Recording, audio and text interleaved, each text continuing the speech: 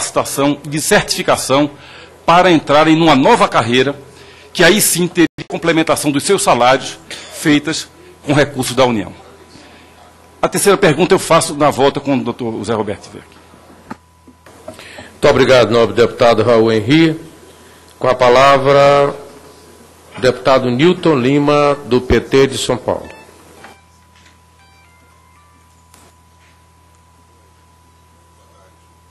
Presidente, muito obrigado pela palavra. Cumprimentar os demais colegas da comissão, cumprimentar todos os debatedores. Que bom revê-lo, Maris Guia. Quando prefeito de São Carlos, aprendi muito contigo aí, um grande ministro. Já falaram de você como homem de educação. Deixa eu falar das relações institucionais, porque de fato você construiu um equilíbrio aqui invejável e foi um apoiador do municipalismo. Eu quero te agradecer sobre isso. E parabenizar o nosso presidente Gastão Vieira pela mesa. E eu queria só um esclarecimento se o Afonso vai voltar ou não, para poder não virar. Ele foi embora. Foi embora.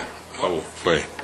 Eu vou ousar, então, tentar entender como o nosso relator, acho que não está presente aqui, uma espécie de relator ad hoc. O que eu pude observar das falas todas? Bom, eu pude observar das falas todas que, confirmadas aquilo que nós sabíamos, o perfil do investimento educacional, 18% União, 82% Estados e municípios, portanto, qualquer solução para o financiamento vai passar pela reforma tributária, conforme o artigo que escrevemos, eu tive a honra de de ter colaborado com o artigo do deputado Gastão e do deputado Vagnoni. De fato, sem reforma tributária, nós não vamos avançar 1 centímetro sobre isso. Nada, absolutamente nada, e nós temos que ter essa consciência. Segunda constatação que eu derivo, presidente, é de que nós precisamos, e também escrevemos isso, melhorar a qualidade dos gastos. E há um tema que os dois economistas trouxeram, que é a redução de juros também como um elemento mais ou menos não, bastante consensual dessa questão. Eu quero entrar no tema das fontes. O que eu pude observar? O Paulo César fala assim, com clareza, se eu entendi, tem que tributar a exportação de petróleo e tem que começar a tributar o setor mineral.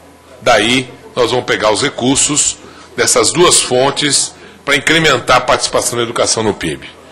O que é que fala o Afonso?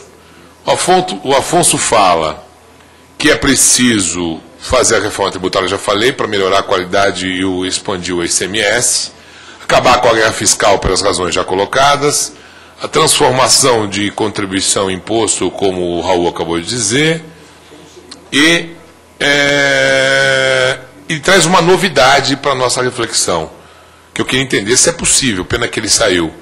Ao invés, quando a nossa conquista da famosa Lei Calmon, que depois passou na Constituição de 88, a ser o artigo 212, se não me engano, da vinculação, que não seja mais sobre a receita líquida, e sim sobre a receita bruta, extraído daí os gastos previdenciários. Isso é possível? A gente calcular, se eu entendi, os nossos 25%, 18% e 25%, respectivamente União e Estados e municípios, sobre receita bruta, e isso daria quanto? Pena que o Afonso não está aqui, Gastão, eu gostaria que essa pergunta pudesse ser encaminhada, eu gostaria dessa resposta. Eu queria entender como é que porque aí tem que ter uma PEC de mudança constitucional, salvo o melhor juízo do 212, em que a gente passaria a fazer um novo cálculo sobre os mesmos percentuais. É evidente que isso aumentaria a base tributária, você pega os recursos para a educação, porque você pega outra base maior para aplicar os 25 ou os 18 dos estados e municípios. E o Márcio nos sapeca aqui duas contribuições ao fim e ao cabo, como diriam os portugueses. Primeiro, dá para aumentar em 2% o PIB para a educação, já chegaríamos aos 7%, se nós implantarmos o imposto sobre grandes fortunas e acabarmos com a renúncia do fiscal tributária, perdão, do imposto de renda, que hoje é autorizada para gastos com o setor privado. Pois bem, então, eu queria, na verdade, ao lado de tentar entender melhor se essa é a cesta mesmo de recursos, por que não foram colocados dois que, de alguma maneira, eu defendo? Primeiro, uma revisão completa do ITR, dado que parte dos custos, dos gastos, são municipais, e é uma vergonha o que esse país arrecada de imposto sobre a propriedade rural, uma enorme vergonha, e não foi tratado por nenhum dos ilustres participantes.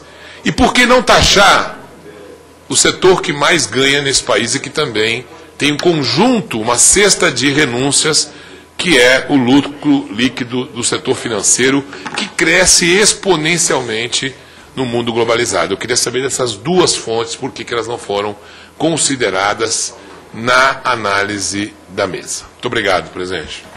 Muito obrigado, nobre deputado Newton Lima. A próxima inscrita é a deputada Dorinha Seabra, do DEM do Tocantins. Vossa Excelência tem a palavra.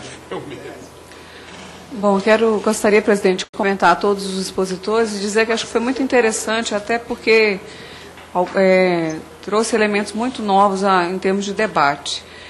Não sou da área de finanças, né, e achei muito interessante. E lógico que a minha leitura um pouco... Eu fui secretária de Educação, e o discurso que a gente sempre ouviu é que o governo federal cresceu a arrecadação, mas com base em tributos. Com o mesmo perfil de impostos, mas com base em tributos, justamente para não redistribuir